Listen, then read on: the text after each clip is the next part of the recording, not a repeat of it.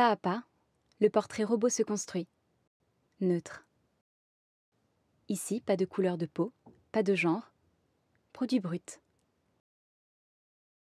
Le visage s'enrichit de 1000 détails et offre au regard un ensemble de caractéristiques physionomiques bien précises.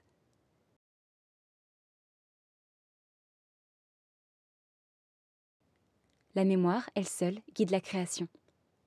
Montrer à la victime un panel de photographies de suspects altérerait ses capacités à se souvenir.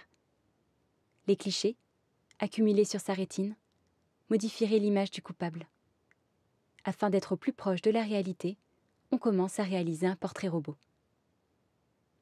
Il est nécessaire de replonger la victime dans son passé proche afin de recontextualiser les faits. Quelle était son humeur le jour du crime ? Qu'a-t-elle entendu ? Senti ? Et le malfaiteur, quelle impression lui a-t-il faite au premier regard ?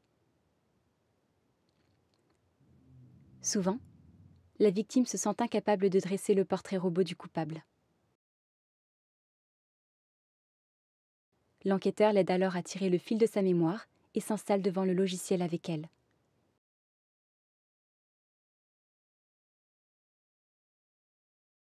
Le duo commence par définir la forme générale du visage.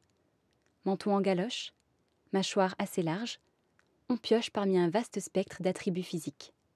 L'élément qui a le plus marqué la victime est ensuite abordé. Un nez retroussé, des yeux blancs en amande, une bouche pulpeuse. Tous ces critères alimentent le travail de reconstitution. On tâtonne. Le visage, comme un puzzle, s'agence et se module pour parvenir au plus près de celui recherché.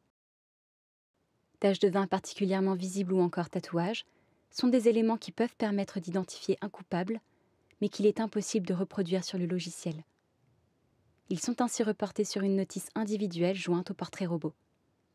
On trouve également sur celle-ci l'âge du coupable, la couleur de ses yeux, la taille, le type de ses cheveux, sa pointure de chaussures et toute information qui ne peut apparaître sur le portrait.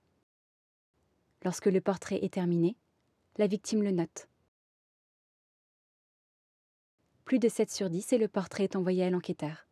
Sinon, il disparaît.